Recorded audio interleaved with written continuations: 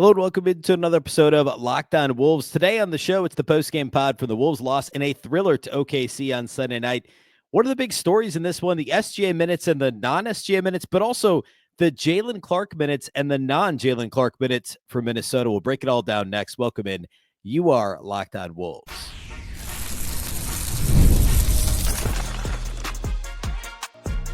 You are Locked On Timberwolves, your daily Minnesota Timberwolves podcast.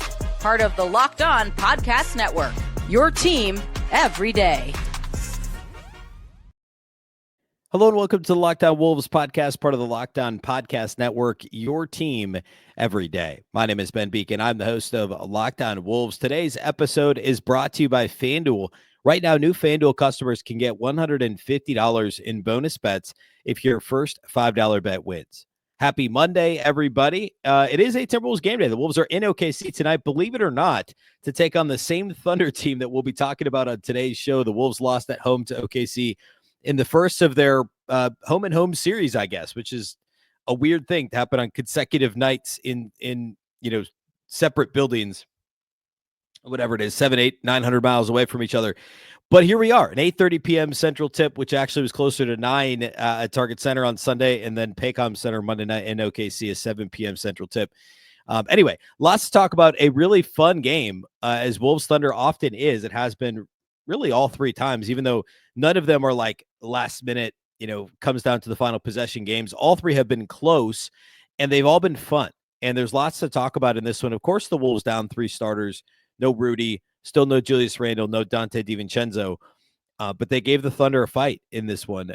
We'll break the whole thing down. A lot to get to in this one, and just a lot of ways that a lot of things you could point to within this. Like in a lot of ways, this game was even, but then there's things here and there that you can really kind of pull out and be like, all right, so here's what happened here's why the Wolves lost this game. I'll give you two or three different specific reasons, and then also some areas where they actually played really well. And one of the grand scheme of things, I think the Wolves are one of the better matchups for the Thunder in the NBA. And I'll explain what I mean by that in a minute here. First of all, a big thank you off the top for making Locked On Wolves your first listen every single day. Of course, this show is free and available everywhere. That includes YouTube as well as all of your favorite audio platforms. Wherever you like to listen to podcasts, you can find Locked On Wolves. You can also watch on the Locked On Sports Minnesota app on both Roku and Amazon Fire TV. And a reminder that you can subscribe to the Locked On Wolves daily newsletter at lockedondaily.com. It's one stop for ultimate team and league coverage delivered right to your inbox. Sign up for free at lockedondaily.com. All right. So back to what I was saying a moment ago. I'm not saying that the Thunder are a good matchup for the Wolves. I'm saying the Wolves are one of the tougher matchups for the Thunder. And there's a difference because the Thunder are one of the very best teams in the league. I would argue, actually, I think they are the best team in the league. Of course, the Celtics are the defending champions, and Cleveland's had a slightly better record than OKC pretty much all season. And they've also won 7 in a row, but I think the Thunder are within a half game now of Cleveland. But I think the Thunder are the best team in the NBA, and the Wolves are one of the tougher matchups because some of the Wolves' strengths, especially post since the Wolves shifted their offensive strategy, which I've talked about a lot on this show. The Thunder aren't a great defensive rebounding team. The Wolves have become a good offensive rebounding team. They can also make threes. And that's a tough combination for OKC. Again, relatively speaking, we're talking about a team that's 46-10 and just beat the Wolves. But if the Wolves and Thunder played a playoff series, it's going to at least 6 games. And I don't know that there's very many teams right now that I would confidently say could go 6 games against OKC. And I mean that. I mean, maybe Memphis, probably Denver, just because of Jokic in a playoff series. The Lakers, you'd have to say maybe 6 games because of Luka now. But I feel better about the Wolves taking the Thunder to 6 games in a series, certainly than the Lakers, and probably equal odds as Memphis and Denver. I really believe that because I think the Wolves match up well against OKC. It's just a really fun game. The way this one went, I said on the 1-minute video I did for Locked On NBA, for the Locked On the nightly show for today, was you could sum this thing up in the SGA, non-SGA minutes, or you could look at the Jaylen Clark, non-Jaylen Clark minutes. Jaylen Clark, the Wolves rookie, or technically first-year player since he didn't play at all last year, but was on the roster, was hurt, of course. Just his second career start. He was great against SGA a couple weeks ago when they played each other. I think I think Gilgeous-Alexander shot 1 of 7 against when Jaylen Clark was guarding him last week. He started this game for Minnesota, was great against him to start, got into some foul trouble early, and then, of course, Jaylen Clark got hurt in the third quarter, fell hard after being shoved by Isaiah Hartenstein on a trip to the basket. Of course, no foul call on the play. Fell, hit his head hard, and play goes the other way. Just a quick sidebar, because I've seen enough people on Twitter talking about this. I just got to give my thing. The play didn't stop there because that's just not how the NBA works. There should have been a foul, yes, and then the play would have stopped anyway, but there wasn't. The refs aren't supposed to stop the play because somebody looks like they're hurt. Because think about all the times guys lay there for a full possession just because they want to lay there for a full possession. You can't stop the game every time that happens. In real time, yeah, it looked like he was really hurt. And I understand that, but they can't just stop the game every time somebody grabs their head and lays there. As serious as that could have been, and hopefully it's not a concussion. It obviously, again, didn't look great. The Wolves are calling it neck soreness, neck stiffness, neck pain, maybe I think it was the official term. Hopefully that's all it is, and he's fine, and it's not a concussion. And obviously we hope the Wolves do a good job of and I'm sure they will, concussion protocol, the whole thing, to make sure that it's not a concussion. All that to say, like, I understand why they didn't stop the game. I'm not griping about that at all. I think there should have been a foul call pretty clearly. But anyway, so Jaylen Clark gets hurt. Hopefully that's not a long-term thing. It's not, obviously doesn't look great for him playing Monday night in OKC, and he is their SGA stopper. So that's one story, and they're linked, right? I mean, SGA, you just want to look at the raw box score plus minus. He was a plus 16 in this game. Alex Caruso was a plus 18. Nobody else in the Thunder was better than a plus 8. And the only other guy in their starting lineup was a plus was Chet Holmgren at plus 4, and SGA was a plus 16. That really shouldn't be a surprise because he's one of the top 3 players in the league. On the Wolves side, in a game that they lost by 7, they only had 4 positive players in the game. Naz Reid, Mike Conley, Rob Dillingham were all plus 6 or 7. Jaylen Clark was a plus 20 in this game. So he's the clear outlier as the best plus minus on the Wolves in just 18 minutes, which is crazy. And the clear outlier on the Thunder side, I guess SGA and Alex Caruso together.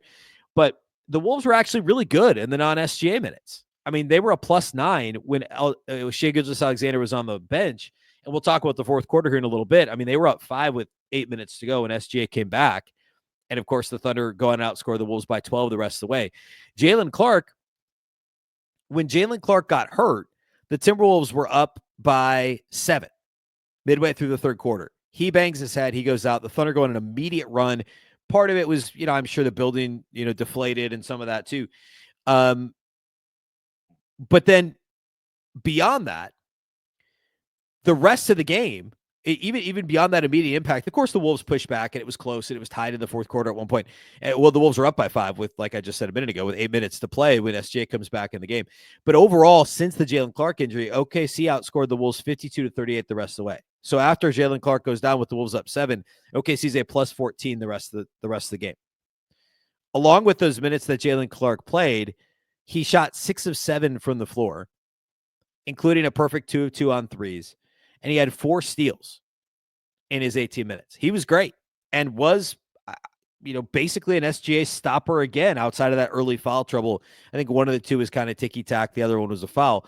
But he was really good early and then foul trouble. And then in the third quarter, he was good until he got hurt. His impact was really clear on this game. And then on the flip side, SGA, it wasn't just scoring, although he did a ton of that. I mean, Gilgeous-Alexander finished with 37 points on 24 shots. He had 8 assists. And we could look at right when he came back into the game in the fourth quarter. With exactly 8 minutes left on the clock in the game, Shai Gilgeous-Alexander comes to the game. He immediately assists on an Alex Caruso 3. Then on the other end, McDaniels gets his shot blocked, commits kind of a silly frustration foul. Thunder come down, very next offensive possession. SGA assists on another Alex Caruso 3-pointer. And then later in the quarter, SGA gets an assist on a J-Dub 3-pointer, Jalen Williams 3-pointer. And then he had another assist on a J-Dub 3-pointer a little bit later in the fourth. So he had 4 assists on 3-point attempts. For the game, SGA had 8 assists. Half of them were in the fourth quarter. They were all on 3-point shots, 2 by Caruso and 2 by Williams. Just a very, very impressive. I mean, there's nothing else to say other than just SGA is great. And I get that the foul baiting is frustrating. It is. He's good beyond that too. Just a really, really strong close. I know that's not exactly the hottest of takes here saying that SGA is good, but like that's what the Wolves discovered in the fourth quarter. The Wolves have their own superstar in Anthony Edwards, who I thought had a decent game. It was up and down. I said this on Twitter. It's oversimplifying things, but there's a couple of those you could pull out here of oversimplifications. One is SGA outplayed Anthony Edwards, and I don't think there's any question that that's the case. I mean, look no further than the fourth quarter. SGA assisted on those 4 threes, and I know that assists aren't everything because guys have to make the shot in order for it to be an assist. There were a couple of those. Like Reid had a couple of open shots down the stretch that he missed, and Naz was outstanding, especially in the first, call it 2.5 quarters or so. He missed a couple of threes that were open down the stretch that would have been massive. And, you had to have 1 or 2 of them. I think he actually missed 3. A couple earlier when the game was a bit more in question, and then down 6 with like just under a minute to play. Obviously, you gotta score, and if you hit it, you're still down 3 with 30, 40 seconds left. So it's still a long shot, but you got to make it. He missed the 3 with 55 seconds left. So you got to make the threes in order to give the assist to Anthony Edwards. But I just thought the shots SGA was generating for his teammates were just better than the ones that Ant was generating. We'll talk more about that. A couple more things I want to hit here. And then we'll kind of, I mean, there's actually a lot more I want to hit in this game. So we'll get on to some of the other stuff. We'll talk more about Ant. We'll talk more about the Wolves' work on the offensive glass, the shooting in this game, the impressive offensive display by both teams. It's all upcoming here next. Today's episode of Locked On Wolves is brought to us by our friends at DoorDash. NBA fans, get ready. They swoosh, you save. Thanks to Dash Pass, every time a player drops 50 or more points in a game, you score a huge deal the next day. It's simple. When any player scores 50 or more in a game during the 24-25 NBA regular season, Dash Pass members get 50% off an order, up to $10 off the next day from noon to midnight. Here's a few ways you can take advantage of the deal. Of course, maybe it's a game day feast. Maybe it's like a Friday night. Somebody gets 50. Maybe it's Ant drops 50. Celebrate by ordering wings, pizza, burgers, whatever from your favorite spot delivered straight to your door the next day on a Saturday. Maybe it's late night cravings or staying up late watching highlights. Remember, the next day after, from noon up until midnight, if you need that midnight snack, use Dash Pass to grab something delicious while saving big. Sign up for Dash Pass and be ready to save. When any player scores 50 or more in a game, Dash Pass members get 50% off an order the next day, up to $10 off. Just use promo code NBA50 from noon to midnight after a 50-point game on eligible orders at participating merchants. Must have an active Dash Pass account. Terms apply. Visit DoorDash to learn more.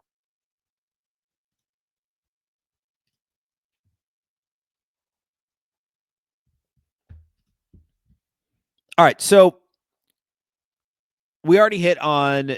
I kind of skipped over the total game flow thing, and I wanted to hit Jaylen Clark and SGA early because both were fantastic. Obviously in their own ways. Jaylen Clark, big for Minnesota, guarding SGA, and also hit some open shots, was aggressive off the dribble a couple of times too. We saw that in the third quarter right before he got hurt. Early in the game, the Wolves, I glossed over this earlier because I do think the bigger story was what we already talked about. But the Wolves got down 19 in the first half. And it's super easy for us to just be like, another close late loss for Minnesota, another clutch loss, another loss to a good team, a conference rival, however you want to frame it. First of all, acknowledge the Wolves were down 3 starters. That seems important.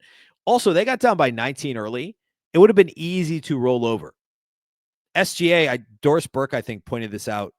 I don't know if it was Burke or if it was Breen, but somebody pointed out on the broadcast that on the ESPN broadcast that SGA leads the league in scoring, but he sat like 12 or 16 fourth quarters entirely, something crazy like that. Maybe it wasn't 16, but a big number, a lot of fourth quarters that SGA just hasn't had to play in because the Thunder run away with a lot of games, and the Wolves could have easily rolled over and be like, all right, we'll get him tomorrow night. And, it would have been fair on some level, like not from a player compete standpoint, but from if the Wolves were down 19, early second quarter, and then they're down 15 at halftime, to be like, all right, well, let's get ready for tomorrow night in OKC. We'll get him next time. And it stinks that now, of course, they end up losing, and you still got to come back and obviously try and win Monday night, less than 24 hours later, but they didn't roll over. They had a great first quarter comeback. They actually took a lead by halftime. Minnesota was outscored by 12 in the first quarter, again, down by as many as 19 points, and they outscored OKC by 14. They had a 40-point second quarter against the best defense in the NBA. The best defense in the NBA. The Wolves had a 40-point second quarter and a 33-point third quarter.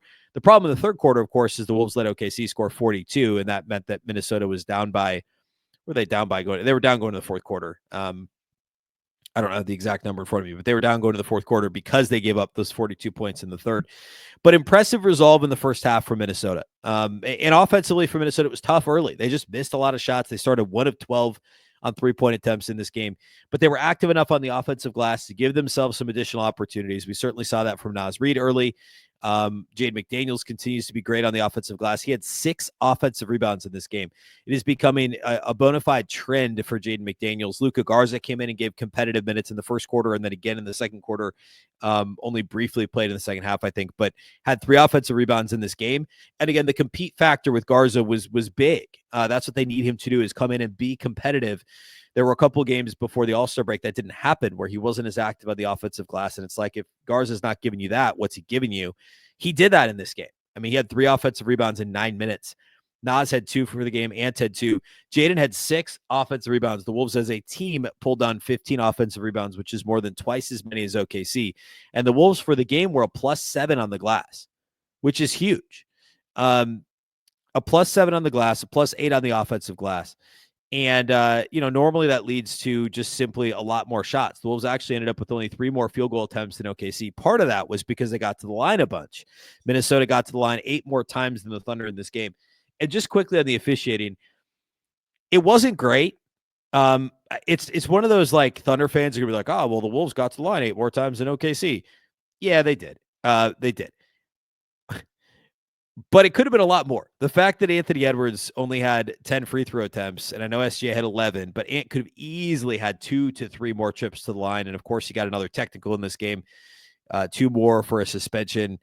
I don't know. Not great. You don't want it. The Wolves would love to pick the games that Ant rests in the second half of the season, but he was going to miss a game or 2. And I know that seeding matters, and I know the Wolves still have to win games to get out of the play, and I get it. The suspension thing's not great, but it's at this point it's pretty inevitable. Like, there's no chance. He's got 2 in 2 games since the break. Like, he's gonna get 2 more technicals. He's got to figure out how to, like, not just give in and just be like, all right, I'm gonna get one every night. Like, that's not great. But like he's usually right at this point. It's funny because I felt like he'd made progress early this season, but eventually it just gets to him. And then you see guys, and I know SGA only had 1 more free throw attempt than Ant. I get it.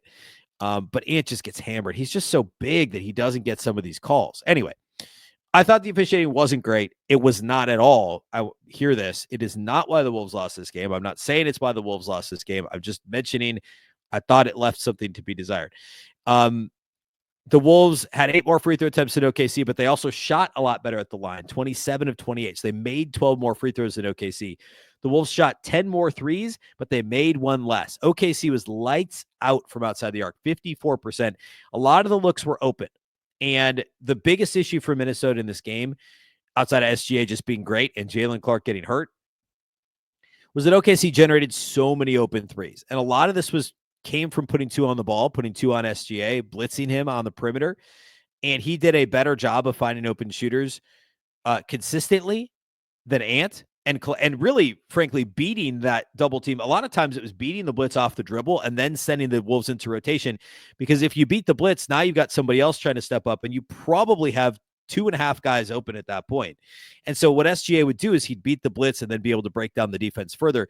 That's something that Ant can do in spurts, but he's not consistent enough with beating blitzes and knowing what to do next. And SGA is a master at it. And sometimes he gets fouled. Sometimes he flails and gets fouled. Sometimes he, makes a tough mid-range shot. Sometimes he kicks it out to a 3-point shooter. He throws a lob, right? Like, he's just a master at getting to the middle of the defense and making the right decision. And the Wolves were not crisp enough on their defensive rotation. So a combination of SGA's wizardry, the Timberwolves not being quite crisp enough, led to 35 3-point attempts and 19 makes. Again, a 54.3% clip for OKC. And that is how the Thunder scored 130 points in this game, despite only making 15 free throws. And yeah, they won points in the paint too, but that all comes off of what SGA was able to do. That wasn't an offensive rebound palooza by any means. They only had 7 in the game. It was more about SGA getting into the teeth of the defense, breaking things down and making the right read. Of course, no Rudy Gobert hurts here. It hurt massively against Houston on Friday night. It hurt in this game as well. OKC was a plus 14 points in the paint. And Rudy detractors can hate all they want, but Rudy Gobert makes a big difference, certainly defensively for Minnesota to give up 46 points in the paint to a team like OKC, which obviously has size and skill and throws those lobs well and has guys that can catch the lobs in Hartenstein and Holmgren, but 46 points in the paint is not ideal. All right, a couple more things I want to hit here. We'll close this out. I don't know that I'll do a full studs and duds, but I'll hit a couple things here. I thought everybody pretty much played well for Minnesota. So we'll hit a couple more things here as we close out the show today.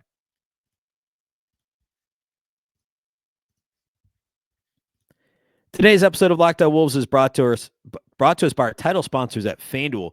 When the game tips off, the NBA action is just getting started. There's no better place to get in on it than FanDuel, America's #1 sportsbook. With FanDuel, you can place live bets throughout the game, so even if you miss the opening tip-off or want to bet on a fourth quarter comeback, you can stay in the action. If you're looking for a bigger payout, you can even combine your live bets into a same-game parlay. For instance, I love using FanDuel's live betting feature because it keeps every moment of the game exciting. The Wolves aren't playing, and it's a random, other NBA game, and you just want to root for a late game rally, and you feel like, hey, maybe this could happen, or maybe there's a specific guy on the floor that like, hey, this dude's going to hit a clutch three. You could do that, and you'll never feel like you missed your chance because of the live betting feature. Plus, the app is easy to use, and when you win, you get paid instantly. Right now, new FanDuel customers can get $150 in bonus bets if your first $5 bet wins. Just visit FanDuel.com to join today. That's FanDuel.com for your shot at $150 in bonus bets. Make every moment more with FanDuel, the official sportsbook betting partner of the NBA.